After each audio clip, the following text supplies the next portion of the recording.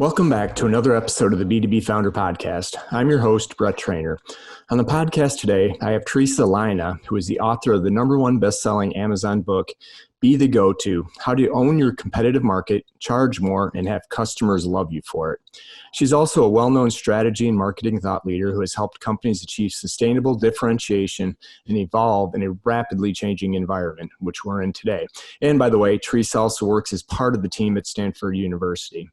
The key question we break down today is how your startup can stand out in an ultra-competitive and rapidly evolving business space. In a market filled with businesses that offer the same things, the same service, and the same value, making sure your customers notice you is a tremendous task to achieve. Today, Theresa breaks down the Apollo method, the system that she says is the secret to standing out as a brand. The method is simple and actionable and something that any startup can apply. And in this episode, she breaks down the details. Listen to find out how your startup can become the go-to and even charge more. Enjoy, and now on to the interview.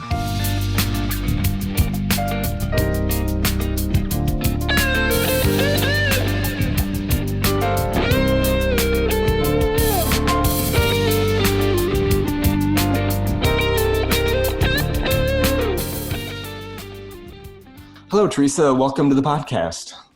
Thank you. It's good to be here. It's great to have you. To get started, why don't you share with the audience a little bit about your background and what you guys are doing today, and then I really want to get into why I invited you on the show. Terrific. Yes, I started my career with Accenture right out of college, and I went into just the mainstream business doing systems, information systems, work systems integration. And then I became I was the first person on the consulting side to become a full-time industry marketing executive with them and helped launch a business unit that focused on the telecommunications industry. And I learned a lot during that time that actually got incorporated into the book. And I've dedicated my book to the partner I was working for on that initiative because it was a tremendous experience to be involved in starting a business within the business and growing it from ground zero to over $800 million in revenue organically in less than a decade. And we learned a lot about breaking into a new market, about breaking into a market where the current was running. We were swimming against the current because that was an industry at the time that did not welcome outsiders. We were starting to decouple ourselves as an organization from the accounting firm we were part of at the time. So we had a branding problem. There were a lot of reasons we should not have succeeded. And one of the inspirations for the book was going back later and looking at what did we do to make that work. That was part of what I incorporated into the Apollo method for market dominance that I discussed in the book. After a while, and went to start my own consulting business and actually continued to consult back to them and work with other business units around the company. And did a little side project and educational entertainment for kids, which is a whole different story. And then continued with the consulting over the years, working initially mainly with IT services companies, and then eventually more broadly with technology services, and then just regular technology products and services companies. And now I work actually with other types of companies as well. Some of the methods that we had to do by necessity in those sectors early on became necessities for other industries as well. We can talk about that. I'm sure you'll be able to relate to this. And then I've been involved with Stanford for about 15 years now in various capacities. Currently, I am on the teaching team for several courses in their executive education program. So I've been around the block. I've spent a lot of time on the East Coast. I'm originally from the East Coast, and then I came out to the West Coast a little over 20 years ago to get involved in Silicon Valley. So I've been active there for quite a while. That's awesome. And yeah, we'll get into the book in a second because I think it's really well done. And I love kind of the backstory of how you got to writing the book.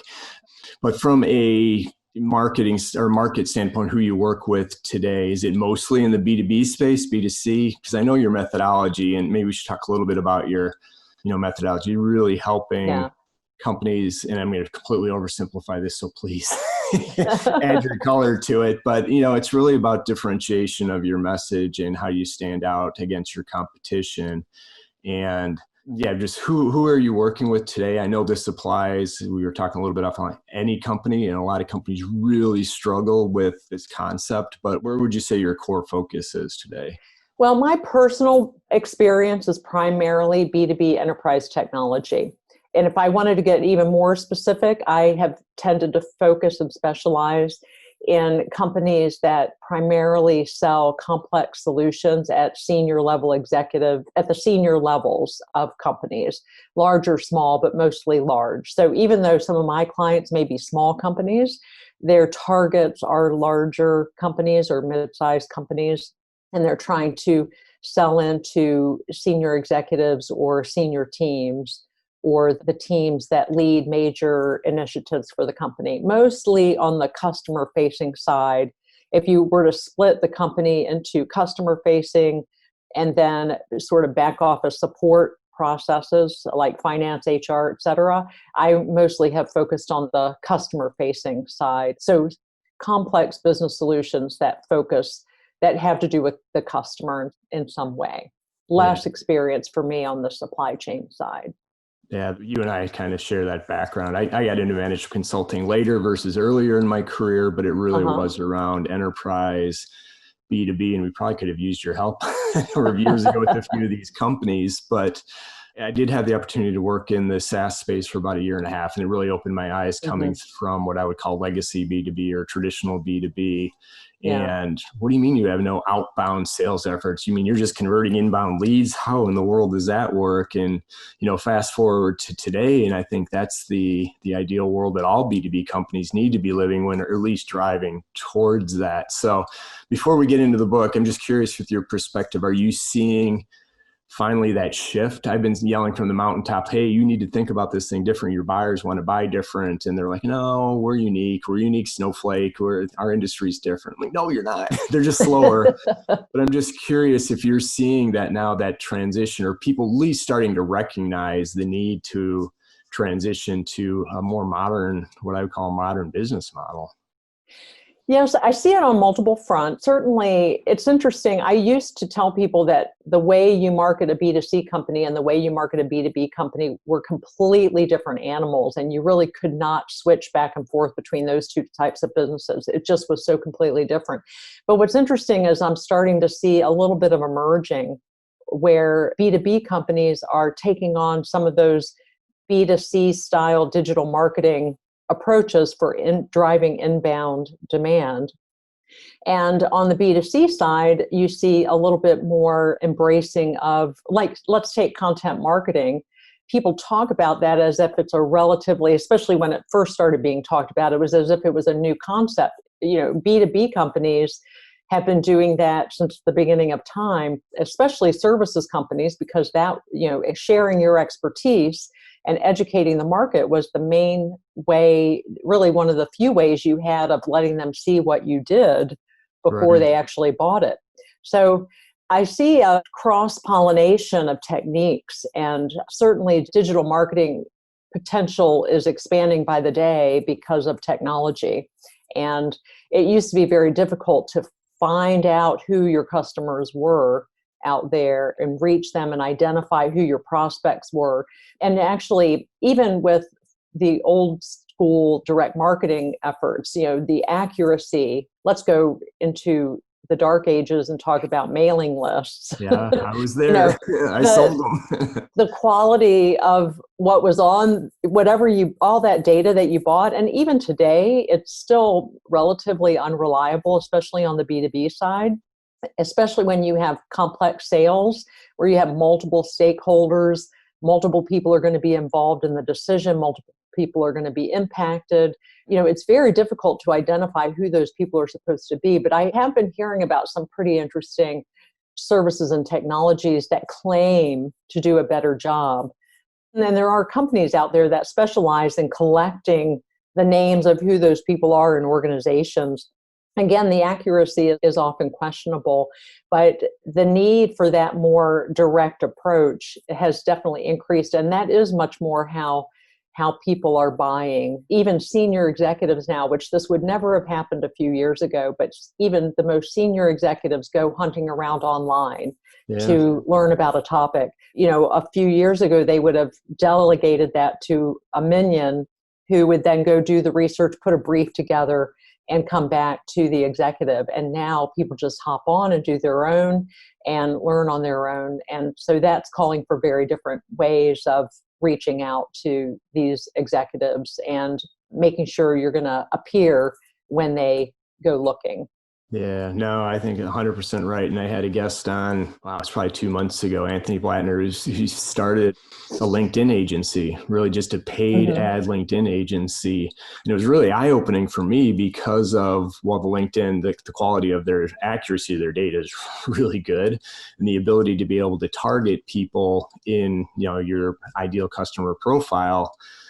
It's not cheap, but it's highly effective if you can get the right messaging. If you got the right offer, you're hitting the right folks. So I'm excited. I think the time is finally catching up, right? In, the pandemic has created, I think it was Mark Cuban that said, never better time to start a business because the playing field has been leveled.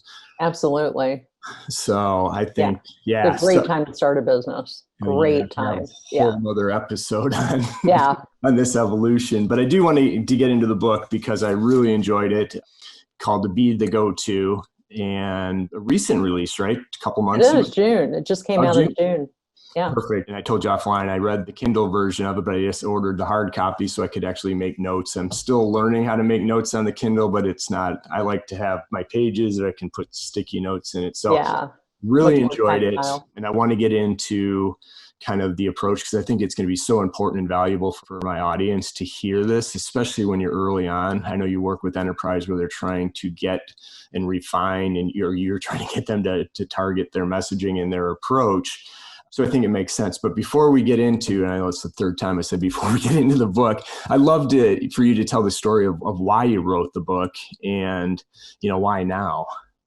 A little ways into my consulting business, I had some longtime clients, including some of my Accenture colleagues who had known me forever and knew what was different about the way I approached projects and the way my teams approached projects. And even they started pushing back on my pricing. And I would say, that nobody else could come in and do this the way we're doing it. And they'd say, yeah, but I can get a writer for a lot less, or I can get a digital marketer for a lot less, or whatever it may be, or even a strategist. I really started feeling some frustration with that and was on the phone one day with a colleague of mine, and she was actually one of my subcontractors. And she was telling me about a friend of hers who was literally charging $50,000 a day, pretty much the same work we were doing. And I was so blown away. I said, how in the heck is she doing that? And we started talking about it. And I say in the book that I was simultaneously incredibly envious and incredibly excited at the sense and inspired at the same time. And I started looking around at other companies in the market. And then I also looked at our Accenture experience. And I realized that there's something they're doing that's different. Even though we're doing great work, and this is a lot of the defense I hear from other companies. Yeah, but we have the best people. We do have the best methodology. We have but somehow we were missing something. And so I decided to study it. And I did research for several years, talking to executives, hundreds of executives, studying companies, evaluating and picking apart and reverse engineering what we had done with the business at Accenture. And that's how I came up with this methodology. And I talked before with other audiences about how I was literally sitting on an airplane. I still remember the ride, sitting on an airplane on my way to Chicago for a client meeting, trying to think about, what do I need to do differently with my business? What does my strategy need to be? And at Stanford, we teach the notion of drawing out, diagramming out your strategy logic. I instinctively did that on the airplane that day, laying it out. And then I looked at it and I realized, oh my God, this is what all of our clients need to be doing. So I codified it into a methodology. And as I was reading about looking for different ways to kind of package this and name it, I ran across the Apollo space program story again. And I had grown up with people who had worked on that program, so I was very familiar with it. I grew up in an area with a lot of NASA engineers. I was reading again about the sort of the meta story with the Apollo method, the Apollo space program, and realized, oh, that's a perfect metaphor. What it took to put a man on the moon is pretty much the same as what it takes to conceptually, from a strategy logic standpoint, conceptually, it's the same as what you need to do to achieve your own moonshot, to get out there and become the go-to in a market and really be that name that everybody seeks out. It's that first name that comes to mind when people think of a particular issue or problem or opportunity. People come to you immediately. They don't haggle with you on price because they know that the value is going to be so superior to what they're going to pay. And they clamor, people clamor to work with you or buy from you or even work for you. So that became the Apollo method for market dominance, which I lay out in the book in detail, step by step, so that anybody can go do it. Yeah, that's awesome. And I think I heard you tell the story, I read it somewhere, that you thought this book had been written a few times before you actually got, then when you actually read the book or heard the author, realized that it is different, right? Can you share? Yeah. I came up with the Apollo method about 20 years ago, and I knew immediately that it really should be a book. But at the time, it was very focused on IT, as I mentioned before.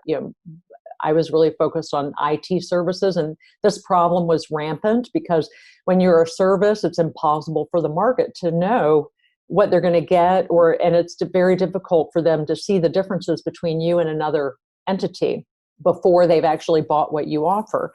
But I didn't write it as a book right away. I didn't feel the market was quite ready. And as time went on, it just seemed so common sense to me. And I did see people out in the market talking about different dimensions of this, and I kept waiting for it to all come together in one place. It's a huge undertaking to write a book. It's expensive in terms of the time.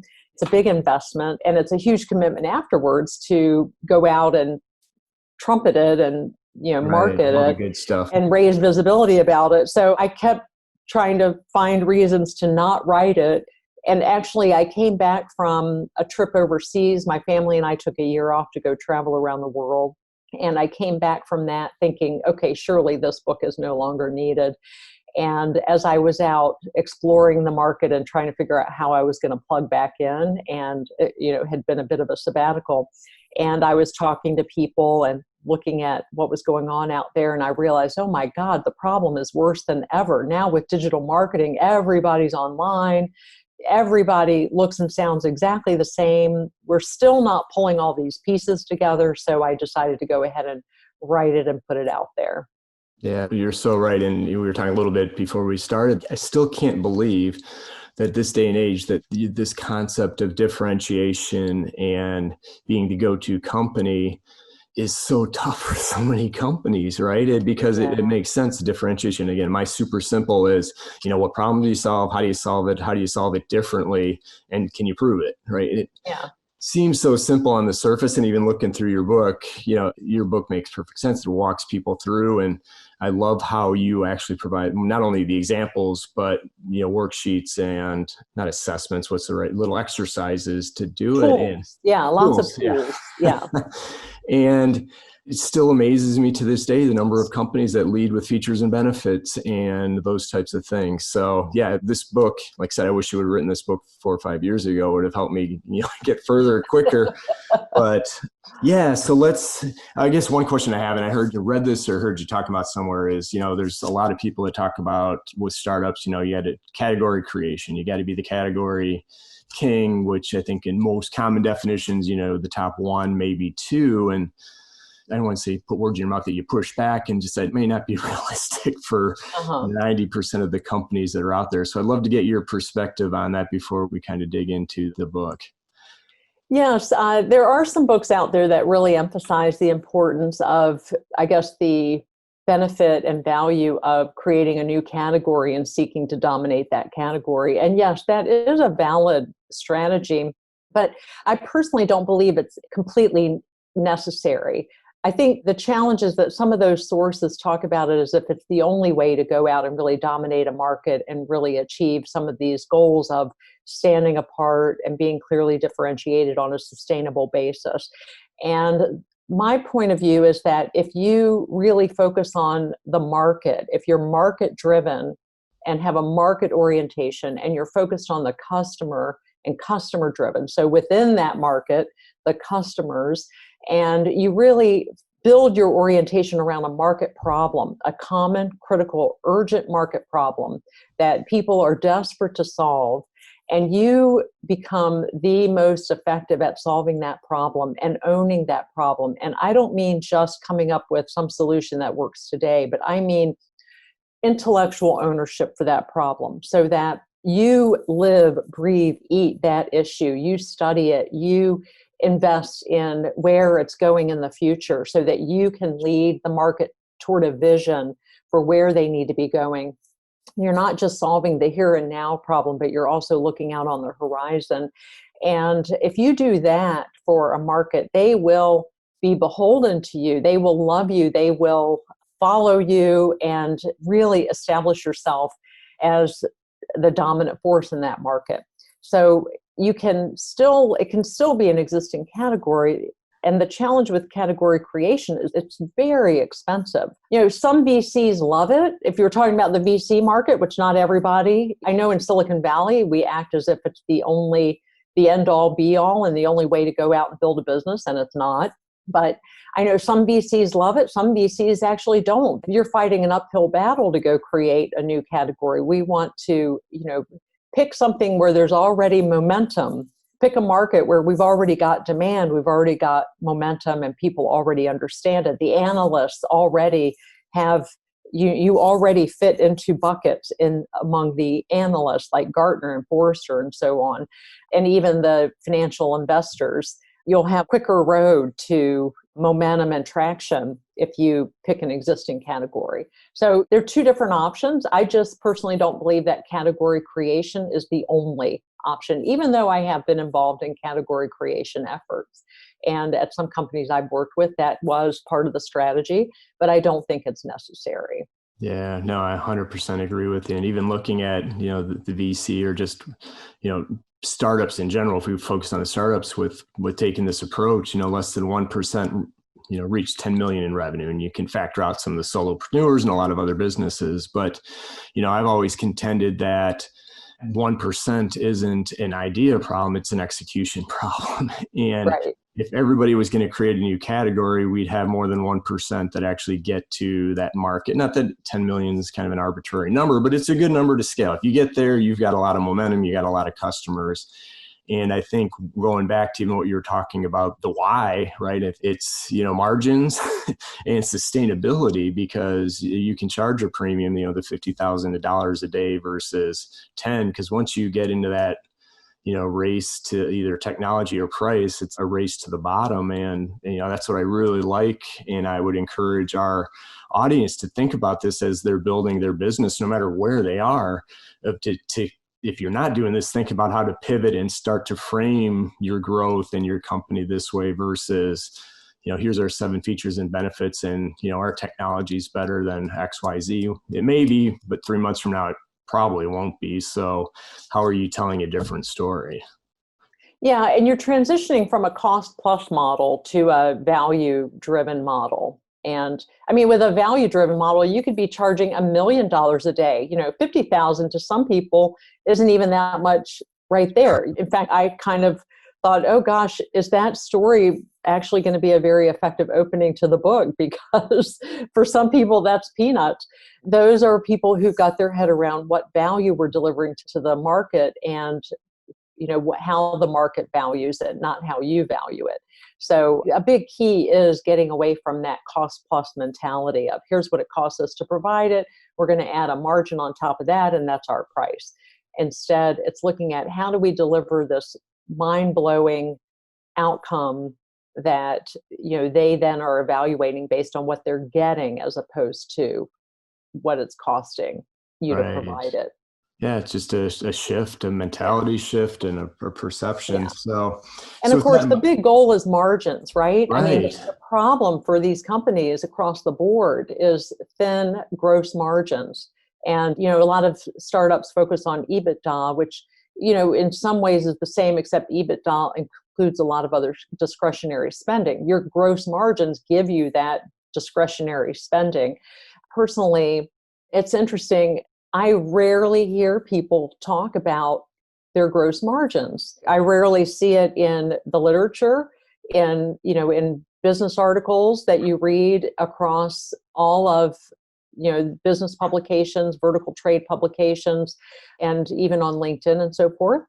So personally, I would like to see a total maniacal focus on it, because without those margins, you can't grow. You don't have money to play with. You don't have money to put into marketing. You don't have money to put into R&D, and you can't fuel your future. So that's one I don't hear enough about. And then your point about the differentiation, which of course the two are connected. Without the differentiation, you don't get those, you don't increase customers' willingness to pay, and you don't get those healthy margins. But again, part of the goal with the book is I would like to see people totally obsessed with differentiation, sustainable differentiation. 100%. And anytime you say it, I'm going to amplify it, because I'm 100% behind and believe that. And it's really hard for companies to get out of that. And, one of the things I've been, preaching a lot, 100% also agree with you on the gross margin aspect of it, because that's how it's going to fuel the rest of your growth. And, it still shocks me the number of startups that don't even understand what their numbers are at any Mm-hmm. stage. So Mm-hmm. again, if you take anything out of this from a financial, understand what your gross margins are, because that's the math equation that's going to help you scale down the road. So maybe that's a good transition or segue into, if I'm a B2B founder, I'm thinking about starting a company, and we can use your book or the method, without giving it away, because I highly encourage everybody to go pick up the book and also visit the website. There's a ton of great content on your website, which we'll get to at the end. But so if I'm a B2B founder, what's kind of let's do a high level kind of walkthrough of how you would encourage them to kind of think about their business as they're starting to, or I should say, rethink about their business. Okay. I won't go into a lot of detail here, but there are 4 key pieces to the methodology. And the book lays out, in fact, if you follow the book, you come away with your high level strategy for how you go out and differentiate and establish yourself as the go-to. You can actually boil it down to a 1-page plan, and I provide a template for that in the book and on the website. So the first step is really one of the most critical, which is where you decide what you want to mean in the market. So the 4 steps are launch, ignite, navigate, and accelerate. And I'll just give a 10-second step through of each of those 4 pieces, and we Okay. can dive into whatever you want.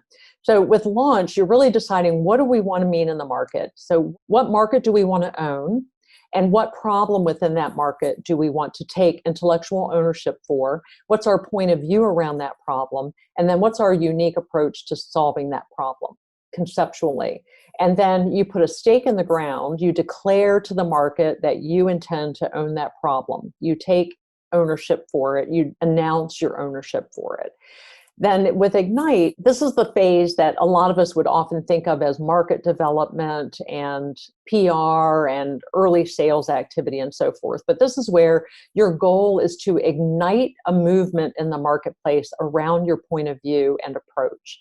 And there's some specific strategies that I lay out in the methodology in the book that a lot of people fail to do, and this is especially applicable to B2B, is leveraging the power brokers in your market. In most markets, there are only a handful of power brokers, maybe, especially B2B. I mean, we're talking maybe a dozen people that are connected to pretty much everyone in the industry. And the more specific you are in launch, the more narrowly you define your market. And when you're small, when you're a startup, you want to be really specific, really narrow. Jeff Bezos started Amazon just focused on books. Walt Disney started with one character, one one cartoon character. In fact, his first one got stolen from him, and then he came up with Mickey Mouse. So Tesla started with just the Roadster, right? So you want to be back in launch, you want to be very narrow enough as appropriate for your size and your resources. Salesforce started as just a Salesforce automation tool for salespeople. They stripped out all of the unnecessary Siebel functionality, which was their precursor. It was the dominant force, which a lot of your listeners may not have even ever heard of.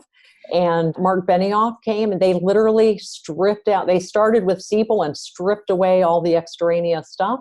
And their goal was to create something much simpler. So now with Ignite, you're going out there to these power brokers who have tentacles out to the entire industry, and you get them on board with your point of view. Now, in the early parts of this, you may just be having conversations with them, and you may be evolving your point of view and tweaking it and improving it as you're having these conversations. But you get out there, you sell them first. So Steve Jobs with iTunes went out and met with all the key music industry executives, starting at the top of the pyramid. And then once he got them on board, others started to fall. And that's kind of the strategy you want to employ in Ignite. This is also where, some of these power brokers may include some members of the media, key publications and websites, key bloggers, specific events that you may speak at, et cetera. And I also share in the book a detailed explanation of the media food chain, which also applies to events. You could think of it almost as more of a PR food chain, but it's very important to understand how this works out there in the real world, or you'll spin your wheels and burn up a lot of time and money and get nowhere. So it's important to understand where each sector has feeder publications and blogs and events and so forth, that the higher up, the more valuable ones pay attention to in figuring out what their agenda is. So even if you just read that chapter of the book, I think you'd get enormous value in understanding how to focus your efforts when it comes to PR and some of that early influencer outreach, because a lot of companies waste huge amounts of money trying to go about it the wrong way. So with Ignite, your main goal is to get some momentum out there, start a movement, and get other people evangelizing the message on your behalf. So it's not about your solution as much, it's about your point of view and taking the market along with their vision. Mark Benioff got out there. He did not talk about Salesforce.com. He talked about killing software. His whole point of view was we have got to get rid of our dependence on these large enterprise software packages that take years to implement, cost tens of millions to implement. And, it's ridiculous. And by the time you get it installed, it's out of date. He did an enormous Ignite effort out there to build awareness for this message. And, he became the Pied Piper for the message around getting rid of enterprise software. So he was a perfect example of Ignite in action as he built Salesforce. Yeah, I love that case study. I mean, in many different aspects, a prototypical modern company that keeps inventing themselves. So they're not Microsoft, I think, was a legacy that's figured out how to kind of reinvent themselves. A couple of questions before we move to, navigate and accelerate. So if I'm looking to launch and I'm owning the problem, which I absolutely love that approach,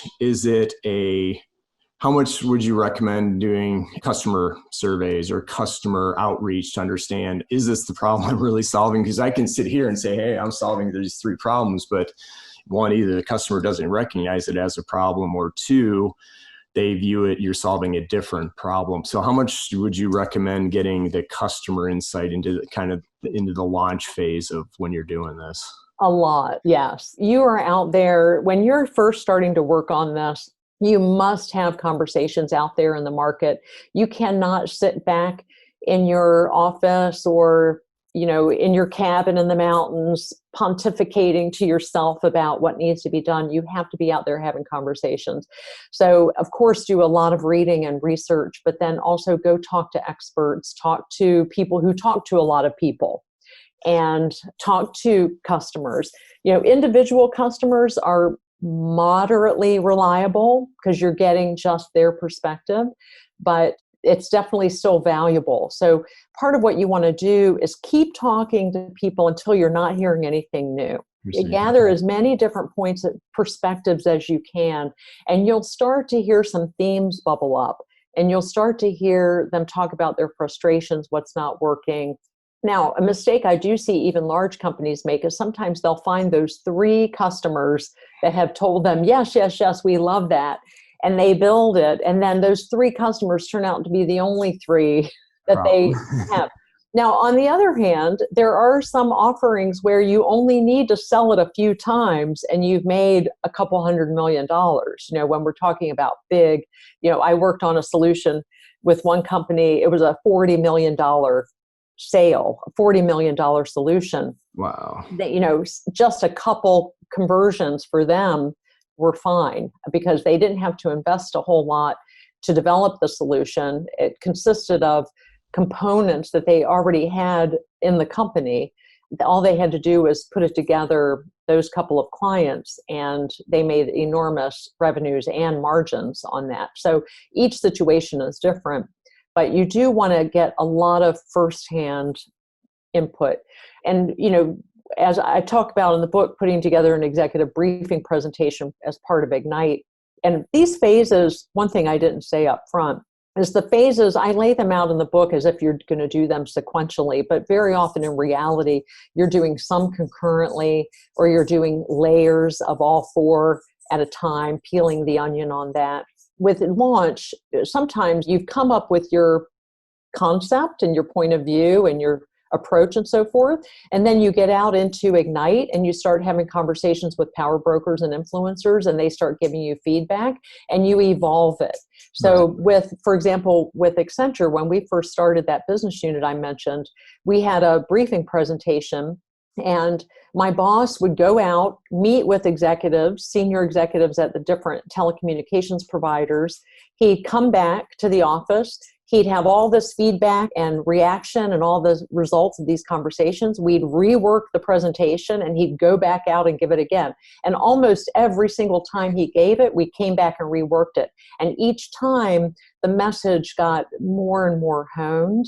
It got more direct. It really started speaking to the market in a very precise way that really resonated with them. So you want to incorporate constant learning and continuous improvement in what you're doing. So treat it more as a living document versus a time and place, the timestamp. No, I think that makes a ton of sense. And one of my favorite exercises that you had in the book, and I'll butcher the name a little bit, is when you suggest to companies to find 3 or 4 folks that show them or lead them to the website of 3 or 4 of your competitors and then your own, that hopefully they don't know much about the industry, and have them tell you what those companies do. I love that idea. And I think many would still fail, right? Because they don't. It's really hard. And I'm guilty of, I've refined my website 3 or 4 times, and I know it's still overcomplicated for what it needs to be. But, can you talk a little bit about that exercise and maybe the power of being able to kind of simplify your message through online, offline? Yeah, it's a lineup test. It's sort of like a lineup in the police station. Can you tell any of them apart?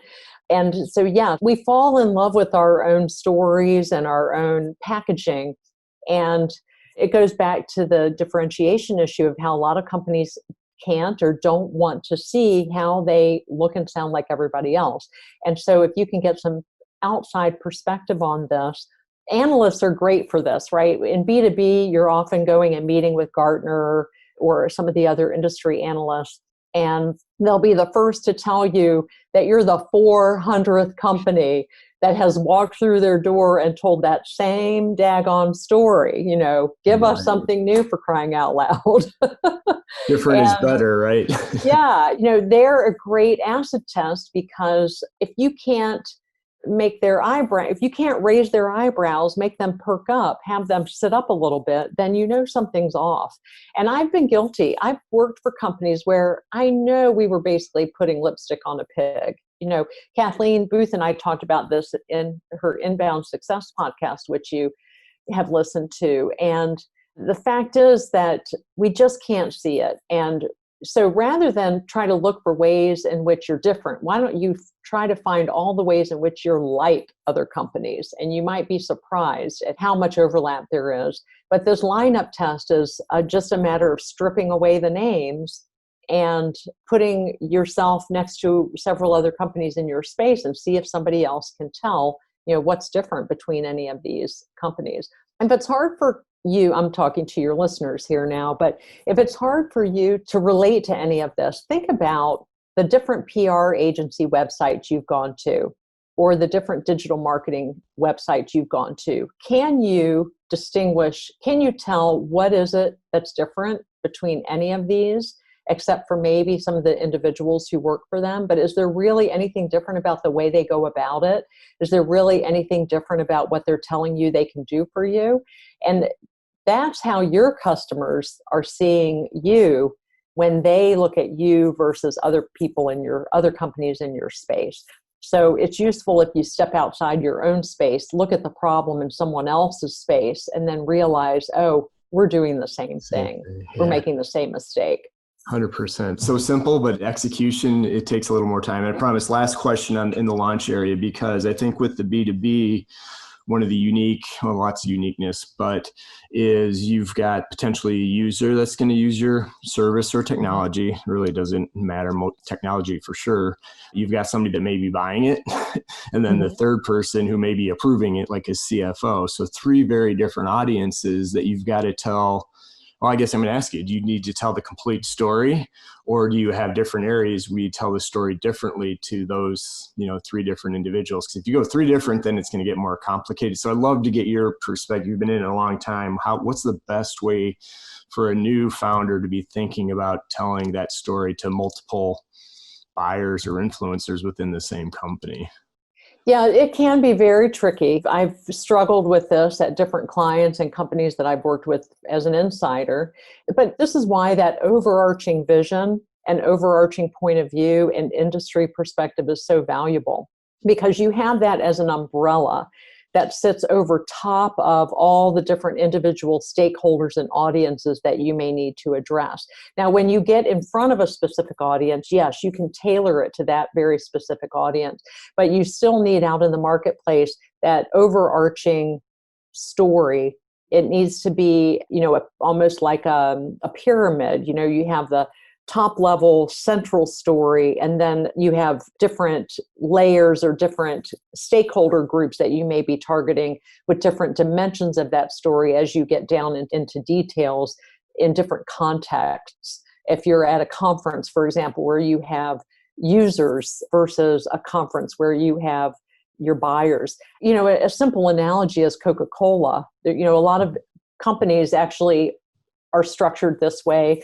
Coca-Cola, to name just one of many, they have their consumer who drinks the soda. They have their bottlers who are actually their customers. Right. Their buyers are really the bottling companies. And then they have their other stakeholders who are investors and different McDonald's and companies like that buy their product or that generate demand or that their bottlers are selling to. So, even a company like that has all these different audiences and stakeholder groups that they have to accommodate. And they have their overarching brand and brand message under which everything else fits and falls. If you are finding that you're having to really have a completely different story depending on the audience, then that's a symptom of a problem.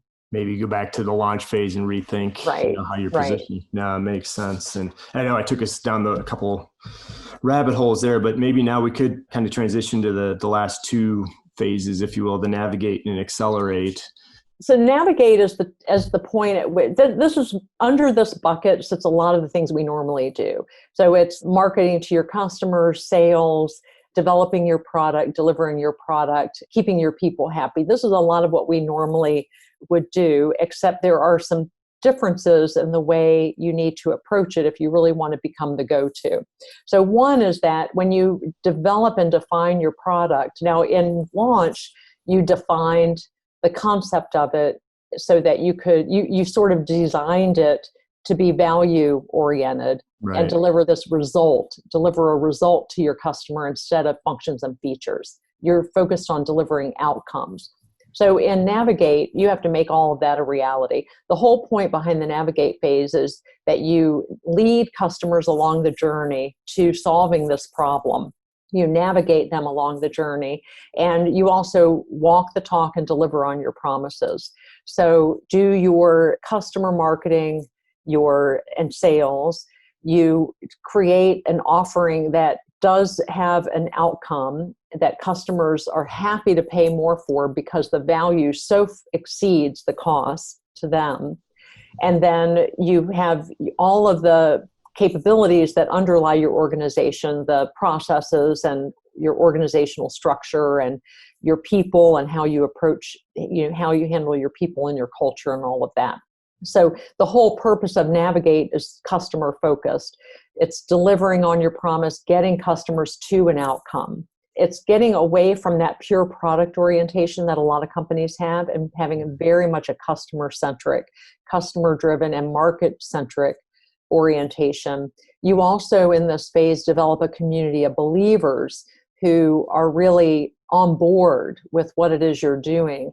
And again, it's sort of carrying that Ignite phase down into the marketplace and getting the people who you sell to be a community of believers in your message and carry that mantle. With Accelerate is all about accommodating changes going on in the market. So even if you start out as a completely unique entity with a completely unique offering, of course, as you have success and as the market evolves, you're going to have Me Too's jumping in. Sure. So Accelerate is all about accelerating to stay ahead of the competition and also adapting to market changes. And then the third piece is broadening your offerings and your market. So Jeff Bezos, for example, after books, he came out with music and videos on Amazon. So you're broadening once you've achieved some of that traction that you're after in the marketplace. So Accelerate is absolutely critical, of course. Our world is constantly changing. And with Accelerate, you're watching what's going on the horizon in your market, and then you're adapting to it, and then basically you start over. So it's like an orbit. You're just cycling back through that launch, ignite, navigate, accelerate constantly to take it to the next level, take each piece to the next level. And I love that. And, we won't have time to get into the details of it too, because really, 3 and 4, 3 specifically, the Navi is really about operationalizing your business, right? We could probably do a full podcast on how to do that with alignment with your customers. And I know you said you wrote the book, so it's sequential, but you can do it in parallel. But I would highly encourage, at least my audience, if you can't get launch and ignite right, then you're building processes that may not be aligned with where your product is going. So really focus on getting those two. And then look, and the thing I really like about the Accelerate piece is back to living, breathing process, right? That, hey, you're going to get feedback from customers as it's evolving. Make sure you've got some way to get that back, that it is evolving. And because if you don't, too many companies didn't evolve. And, I worked for one of them way back in the day called Standard Register, forms company, and, where they were a top 2 player, they owned the market. It started to digitize. They never figured it out. And, 3 years later, it went from $1 billion to, bankrupt. So how do you don't want to end up like that. So even though you were a leader, it's, continue to evolve, or you're going to have, a different set of challenges. So awesome. I know we're running short on time, and I want to be mindful and appreciative of your time. So is there anything that we really didn't cover, through the 4 that you'd want to mention before I get to my last 2 questions? Well, I think the key here is to really think about what will it take to achieve sustainable success in your business, in your industry? And are you on that path now? And if you're not, then I definitely recommend seeking out some help. And I do think the book is a great guide for doing that. It does give you the step-by-step approach and even if you pick just pieces of it, even if you do just a few things that are in the book, you could immediately see a difference in your profit margins and in your positioning in the market. And this, we're using the word positioning a lot as we talk about all of this, but it's much more than just putting together a positioning statement on paper. We're talking about how you're literally, this is a strategy. This is where you sit in the market, how people view you, what impact you're having out there in the marketplace with customers and with the market as a whole. And so it's quite profound. And I think it can be extremely powerful for companies. And I hopefully have given you in the book everything you would need to go off and do it yourself if it clicks for you. Yeah, and you just basically can't just talk the talk. You got to walk it, right? You can't That's just. right. The old days you could say it and get away with it, but now if you're not proving it with the way you operate and the way you go to market and what you deliver, it's not going to make sense. So, like I said, I highly encourage folks to pick up this book, or at least visit your website, because there's a lot of really good tools. And longtime listeners of this podcast, Theresa's articulated my thoughts on this much better in 30 plus minutes than I have probably in 6 hours of the episode. So definitely appreciate that. So last two questions, what's next for you and the team? The book is launched. Where's your focus going to be here in the next quarter? Mm-hmm. Well, launching this during a pandemic, of course, has been very interesting because I love being out there with people. I love being in front of audiences, and I haven't been able to do that live.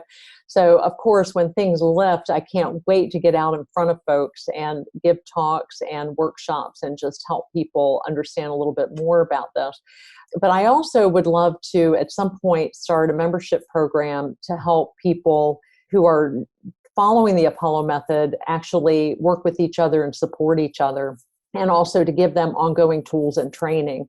So that's something that I'm going to be looking at quite soon here. I'd say that's one of my next big initiatives. Okay, that's awesome. We look forward to it. We'll have to have you back on once you launch that to kind of walk us through. Like I said, we could have tried to talk for 3 hours today. At least I could have, because there's. Oh, I love talking with you about this because you're such an expert yourself, and you can relate to everything I'm saying. So it's so much fun.